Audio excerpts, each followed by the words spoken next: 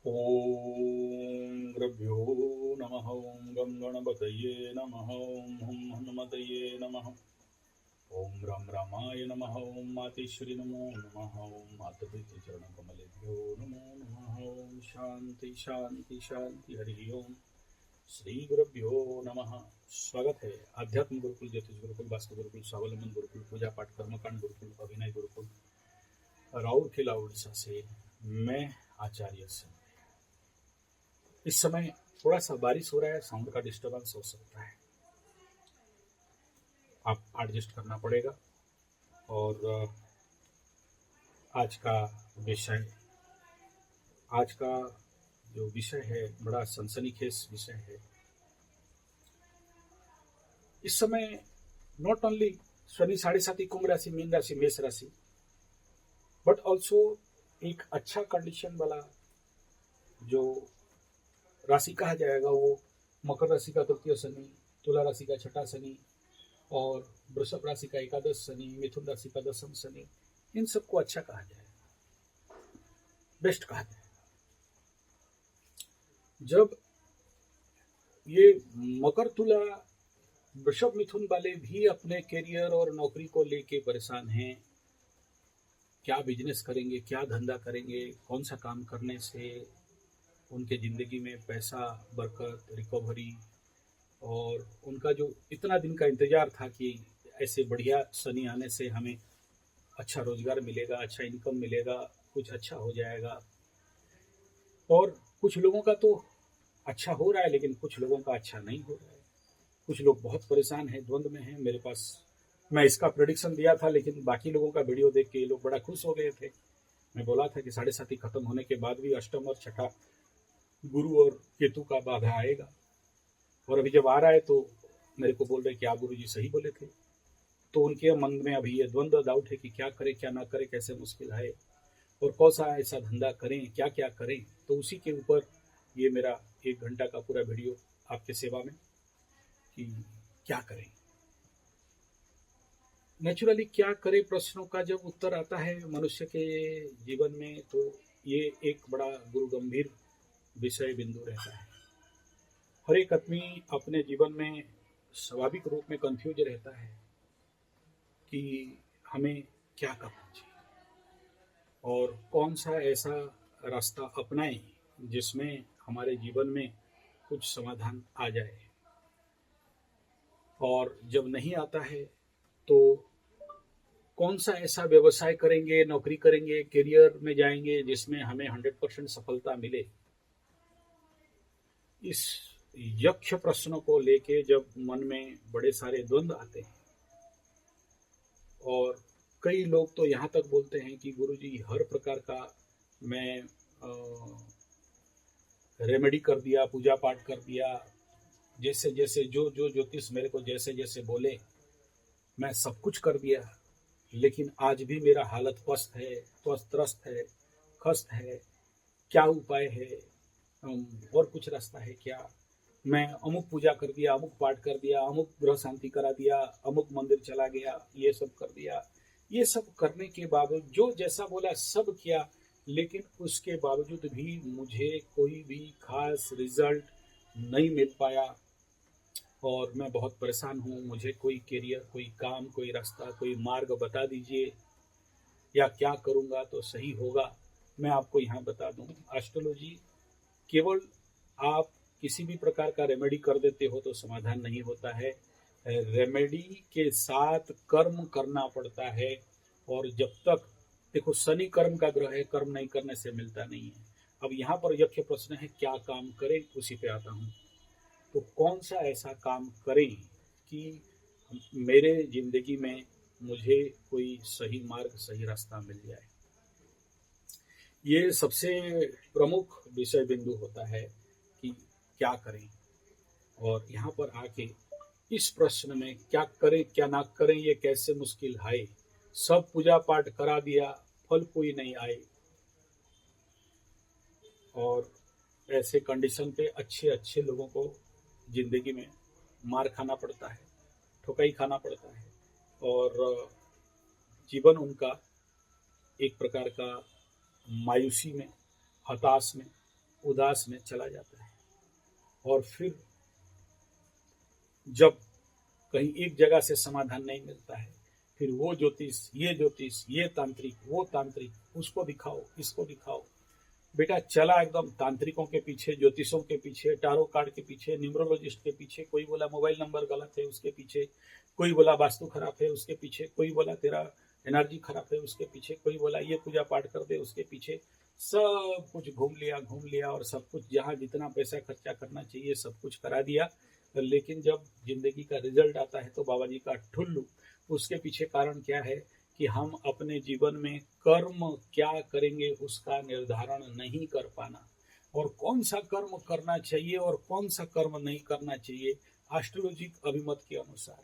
दूसरा सबसे बड़ा दुखद बात है कि अगर उनको बोल भी दिया जाए कि भाई तुम्हारा कर्म खेती है, कृषि है, तुम करो, तो बोलता है ये आजकल कौन करता है, कंप्यूटर में टक टक टक टक टक टक कर देंगे तो पैसा आ जाएगा। भाई तेरा वो नहीं है, तुम जबरदस्ती वहां करोगे तो दिल खुश दिमाग खराब होगा, नहीं तो किसका होगा। ये सबसे बड़ा समस्याप्रद विषय रहता है जिंदगी में कि मेरा कौन सा काम है, मुझे क्या करना चाहिए on the base of astrology. जिस दिन व्यक्ति ये समझ जाए कि कोई भी पूजा पाठ रेमेडी करो, लेकिन उससे ज्यादा आवश्यकता है कि कर्म, और कौन सा कर्म करें कौन सा नहीं करें। यही सबसे बड़ा मतलब यक्ष प्रश्न जिंदगी में आता है। और जो व्यक्ति इतना समझ जाता है कि मुझे क्या करना चाहिए, किस प्लैनेट के अनुसार करना चाहिए, किस प्लैनेट के अनुसार नहीं करना चाहिए, कौन सा कर्म मुझे नहीं करना चाहिए और क्या करना चाहिए, ये जो व्यक्ति समझ गया फिर उसके लिए प्रॉब्लम नहीं रहेगा। ये पहला बात। दूसरा ये समझ लो कि अगर शनि 7.5 शनि महादशा के दौरान आपका पुराना बिजनेस ठप हो गया, धंधा चौपट हो गया, धंधा पानी बंद हो गया, होता है, धनु के साथ भी हुआ था, वृश्चिक के साथ भी हुआ था, मकर के साथ भी हुआ है, आगे कुंभ मीन में इसके साथ भी होगा, लेकिन सबके साथ नहीं होगा। लेकिन कोई भी धंधा चौपट हो जाए, बंद हो जाए, तो इसमें मायूस हताश उदास नहीं होना है। ये समझ लेना कि ग्रह बोल रहे हैं कि बेटा तेरा ये अंक, ये काम खत्म हो गया, ड्रामा में ये सीन खत्म हो गया, अगला सीन के लिए तैयार हो जाओ। यानी अभी आपको मैं सब तोड़ मोड़ के तहस नहस करके ध्वंस प्रलय बर्बाद कर दिया, जीरो में लाके डाल दिया, अब जीरो से शुरू कर। फिर जब बोलते हैं कि थोड़ा सा ये करो, बोला वो हम तो एक समय में पूरा सफलता के शीर्ष में थे, लाखों करोड़ों पकड़ रहे थे, अभी जीरो से स्टार्ट करेंगे तो क्या खाद मिलेगा, 10-20 रुपया मिलेगा कि नहीं मिलेगा, उसमें हमको कहाँ अच्छा लगेगा।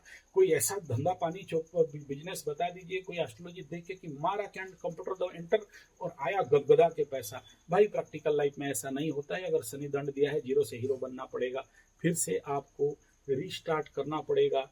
और हम लोगों का प्रॉब्लम है कि हम इस रीस्टार्ट के लिए तैयार नहीं होते हैं, और हमारा मानसिकता भी इस रीस्टार्ट के लिए तैयार नहीं होता है, क्योंकि सब कोई जादुई छड़ी चला देने से नहीं होता है। हमें कौन सा कर्म करना है और शनि 7.5 महादशा में कौन सा काम से भगाया, या कौन सा काम में हमें विरत रखा गया। ये जो व्यक्ति एक बार समझ गया कि मुझे कौन सा करना और कौन सा नहीं करना, शनिदेव इस समय क्या चाहते हैं, मेरा कुंडली इस समय क्या चाहता है, और अगर इतना समझ जाऊंगा तो फिर मेरे को जिंदगी में और प्रॉब्लम नहीं आएगा। ये है सीक्रेट ऑफ एस्ट्रोलॉजी। इतना तो आपको चाहे नहीं चाहे आपको समझना ही पड़ेगा, और नहीं समझोगे तो नेचुरल बात है, ठगाई में पड़ोगे। अब यहाँ पर मेरा विषय बिंदु आता है कि ऐसा कौन सा काम करें, ऐसा क्या क्या काम धंधा है जिसको कर लेने से या करने से मैं जीवन में सफल हो जाऊंगा। या देखो, कुछ काम ऐसा होता है जो नहीं चाह के भी करना पड़ता है, एज पर रेमेडी। और जब मैं ऐसा कोई कार्य किसी को प्रेस्क्राइब करता हूं, भाई एज पर रेमेडी कर लो, तो उनको समझ में नहीं आता है।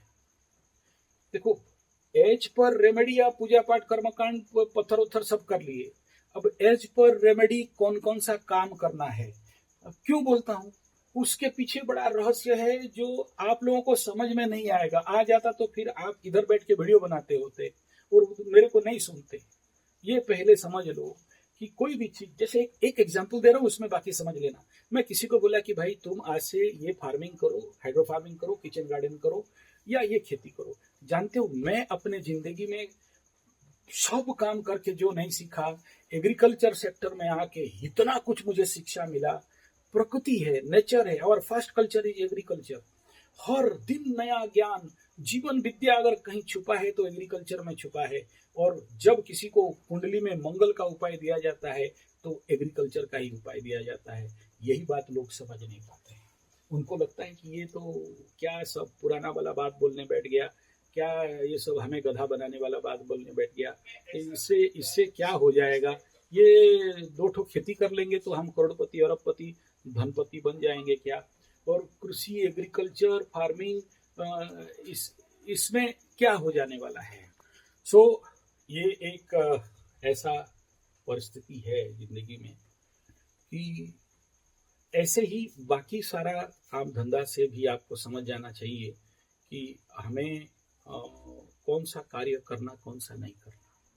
क्योंकि agriculture sector, horticulture, floriculture, ornamental farming, medicinal herbal farming और कई प्रकार के hydroponic farming, zero budget farming, natural farming, ऐसे बहुत सा फील्ड है जिसमें आप अगर सही से काम करते हो तो पैसा तो मिलेगा, साथ नॉलेज भी मिलेगा, एक्सपीरियंस भी मिलेगा, साथ में जीवन के गूढ़ रहस्य और गूढ़ ज्ञान भी आपको मिल जाता है। और ये जो भारत का पहला कल्चर एग्रीकल्चर, इसी एग्रीकल्चर से ही भारत बना था विश्व गुरु, भारत बना था सोने का चिड़िया। और जब से हम लोग इस प्रकार के प्राकृतिक कृषि को छोड़े, रासायनिक खेती में गए और आधुनिक मिशन खेती में गए, तब से हमारा देश आज का बुरा अवस्था और बुरा हालत में आके फंस गया है।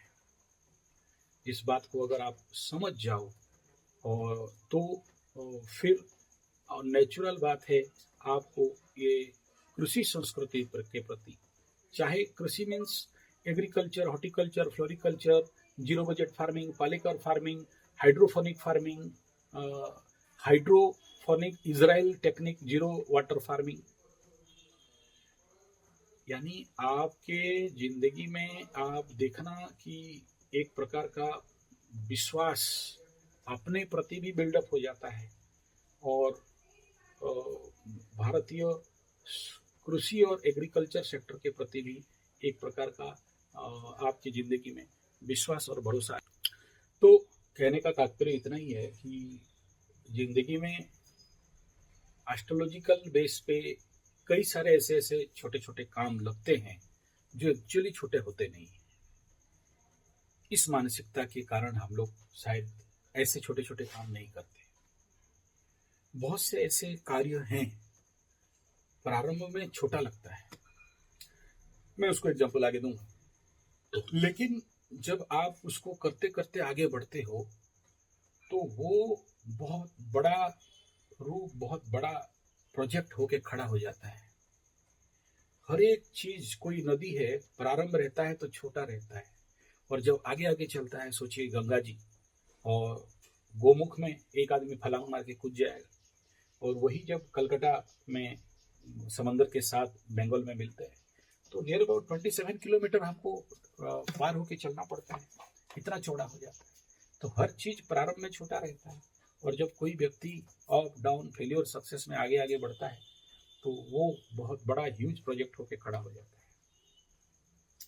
इतना समझ अगर आपके जिंदगी में ये आ जाए तो फिर आपके सामने कोई भी काम छोटा नहीं पड़ेगा और कोई भी काम बड़ा नहीं पड़ेगा। ये पहला बिंदु है।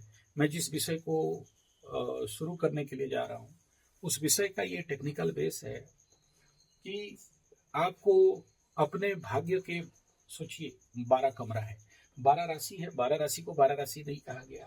हर एक चीज, हर एक हाउस से आपका करियर, हर एक हाउस में आपका लॉक, हर एक हाउस में आपका कर्म छुपा हुआ है। अगर आप ये बोलते हो कि 10th हाउस से केवल कर्म देखते हैं और 7th हाउस से बिजनेस देखते हैं, ऐसा नहीं है। 12 का 12 राशि 12 प्रकार का कर्म देता है और जब तक उस कर्म को आप संपादन नहीं करते हो वो आपको आगे प्रोग्रेस होने देता नहीं। हमें लगता है कि हमारा करियर और हमारा नौकरी और जिसमें हम लोग कमाते हैं, खाते हैं, रोजगार करते हैं, पैसा आता है, गले में पैसा भरते हैं, वही हमारा बिजनेस है, वही हमारा कर्म है। ऐसा कदाचित ना था, ना है, ना रहेगा। अगर ऐसा समझते हो तो एस्ट्रोलॉजी को अभी तक आप समझे ही नहीं हो, अभी भी कच्चे हो इस क्षेत्र में। इसलिए ये बहुत जरूरी है ये समझना। देखिए, प्रकृति से हम दोहन करते हैं, संग्रह करते हैं, खाते पीते पढ़ते, और प्रकृति को वापस देना नहीं चाहते हैं। या प्रकृति का, चलो ठीक है, पूजा पाठ करके आप कुछ कर दिया, वो कृतज्ञता होता है, वो धन्यवाद होता है कि प्रभु आपने दिया और आपको कृतज्ञता। लेकिन दूसरा सेक्टर ये है कि क्योंकि हम चावल, दाल, अनाज, रोटी, शरीर, श्वास, ऑक्सीजन, सब कुछ जो प्रकृति से लेते हैं, इवन हमारा मल तक को भी प्रकृति डिस्ट्रॉय करने का ताकत है। तो उसमें जब हम लेते हैं तो हमारा भी कुछ कर्म है, जो कर्तव्य है, जिसको हम संपादन नहीं करते हैं, जिसके कारण हम लोग जिंदगी में बड़े सारे ठुकाई खाना पड़ता है, और हम लोग बड़े सारे कार्य में जिंदगी में हार का सामना करना पड़ता है। क्यों? क्योंकि पेंडिंग कर्म इस जन्म का रह गया। पूर्व जन्म का तो पेंडिंग लेके आए थे, इस जन्म का भी कुछ पेंडिंग कर्म रहे बना दिए आप खुद, जिसके कारण वो अष्टम स्थान में आके बाधक बन जाता है। और इस थीसिस को अगर आप समझ जाते हो तो फिर जिंदगी में बड़े से बड़े कार्य सरलता से, आप सफलता से अपने लक्ष्य तक पहुंचा सकते हो। तो ये पहला बात समझना बहुत जरूरी है। अब आगे आते हैं कि क्या क्या कार्य ऐसा है जिसको लेके आप काम कर सकते हो।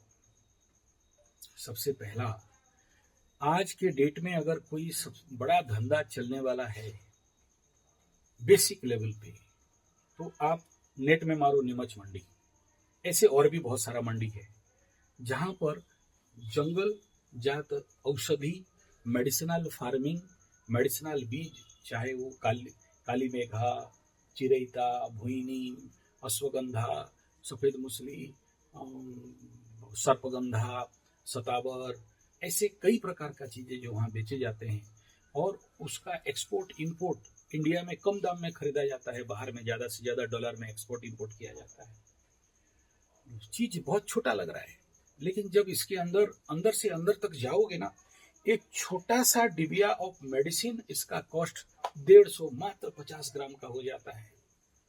लेकिन हमारा समझ से ये विषय बहुत परे है, हम लोग इसके अंदर घुसना नहीं चाहते हैं, क्योंकि हमें ये छोटा काम लगता है, क्योंकि हमें इसमें कोई समझ में नहीं आता है। ये सबसे बड़ा समस्या है।